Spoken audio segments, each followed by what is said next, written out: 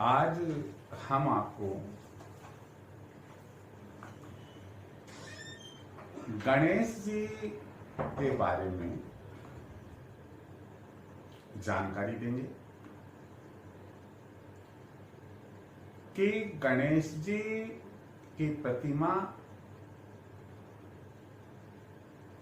सूंड के आधार पर कितने प्रकार की होती है, कौन सी प्रतिमा घर पर रखनी चाहिए,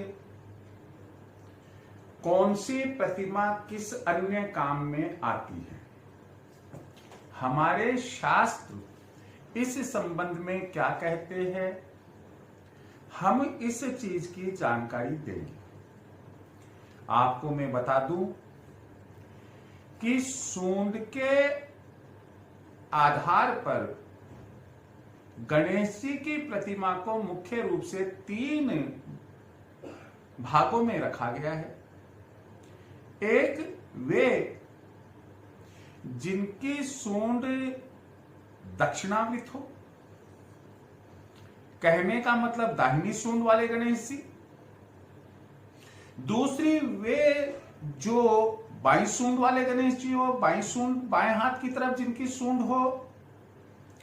और तीसरे, वो जिन गणेश जी की सूंड एकदम सीधी नीचे की तरफ गई हुई हो। यहां पर सूंड का उनके चेहरे से इधर मुड़ना और सूंड का अग्रभाग, आगे का भाग राइट में रहना, दाहिनी सूंड वाले गणेश जी कहलाएंगे। सूंड का यहां से मुड़ना और अग्रभाग बाईं ओर रहना, बाईं सूंड वाले गणेश जी कहलाएंगे। और सूंड का सीधे सीधे नीचे की तरफ चलना और नाभि मंडल की तरफ रहना, तो इसे हम सीधी सूंड वाले गणेश जी कहते हैं। ये तीनों प्रकार के गणेश जी की प्रतिमा अपना अलग अलग वास्तु और ज्योतिषीय महत्व रखती है। हमारे शास्त्र कहते हैं कि गृहस्थ जो है, एक गृहस्थ को अपने पूजा कक्ष में बाईं सूंड वाले गणेश जी की स्थापना करनी चाहिए, ताकि स्थायी रूप से सुख, शांति, धन, वृद्धि और कार्यों में बरकत बनी रहे। मैं आपको यहां फिर एक और जानकारी देना चाहता हूं कि बाएं हाथ की तरफ हमारी चंद्र नासिका होती है और चंद्रमा शीतल होता है, तो इसलिए बाईं सूंड गृहस्थ के लिए, एक परिवार के लिए, पूजा कक्ष के लिए अच्छी मानी जाती है। दाहिने हाथ की तरफ सूंड वाले गणेश जी, यानी कि दाहिनी सूंड वाले गणेश जी, ये सामान्यतया आप मंदिरों में ऐसी प्रतिमाएं पाएंगे। सिद्धि विनायक दाहिने सूंड वाले जो गणेश जी की प्रतिमा है, वहां उस सिद्धि विनायक मंदिर में वही है। हम यहां पर भी आपको यह जानकारी दे कि हमारी दाहिनी नासिका सूर्य नासिका कहलाती है और इसमें अपार ऊर्जा होती है। दूसरी बात यह है कि अगर हम ईस्ट फेसिंग हो, पूरब की तरफ मुख रखते हैं, तो हमारा जो दाहिना हाथ जाता है वो दक्षिण की तरफ जाता है। और दक्षिण मुखी जो गणेश, दक्षिण सूंड वाले जो गणेश जी है, दाहिनी सूंड वाले जो गणेश जी है, चूंकि दक्षिण की तरफ उनकी सूंड जा रही है और दक्षिण दिशा यम की होती है, सामान्यतया ऐसी मूर्ति को पूजा कक्ष, एक गृहस्थ के लिए पूजा कक्ष में इसकी स्थापना को अच्छा नहीं माना गया। इसकी दाहिनी सूंड वाले गणेश जी की जो पूजा आराधना है, एक विशेष प्रकार से नियमित रूप से की जाती है। इसलिए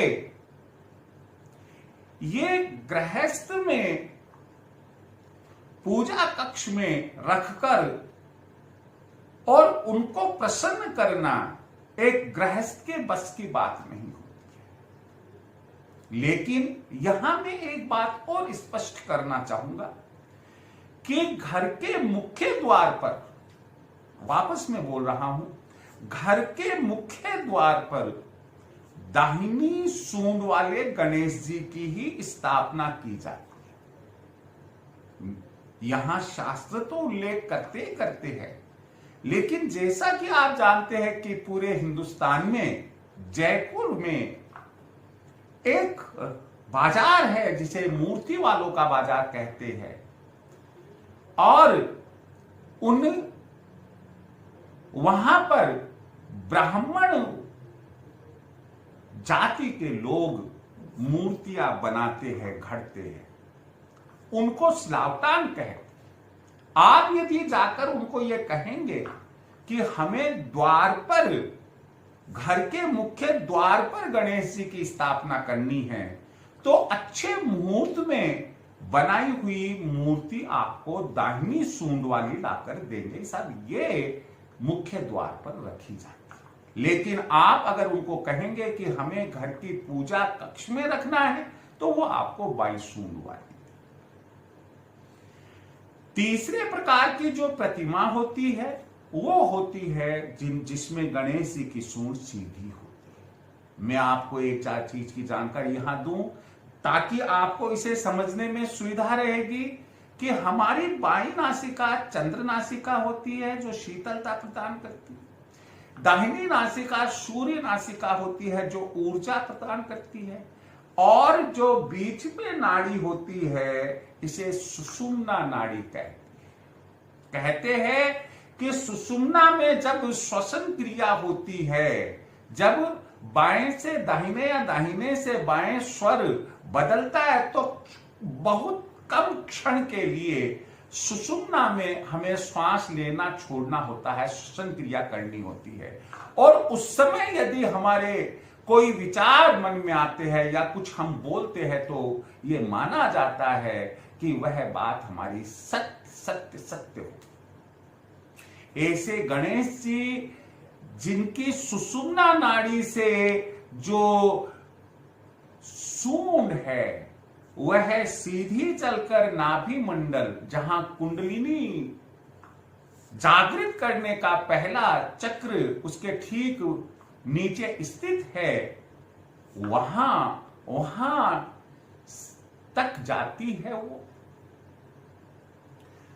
ये जो प्रतिमा है सामान्यतया जो सिद्ध पुरुष होते हैं, जिनको सिद्धि प्राप्त होती है, जो संत समाज होते हैं, वो लोग अपने यहां सीधी सूंड वाले गणेश जी की प्रतिमा रखते हैं, उनकी पूजा अर्चना करते हैं। तो इस तरह से हमने आपको सूंड के आधार पर बाई सूंड वाले गणेश जी, दाहिनी सूंड वाले गणेश जी और सीधी सूंड वाले गणेश जी, इनकी प्रतिमा को कहां स्थापित करना चाहिए, क्यों स्थापित करना चाहिए, इसकी जानकारी दी।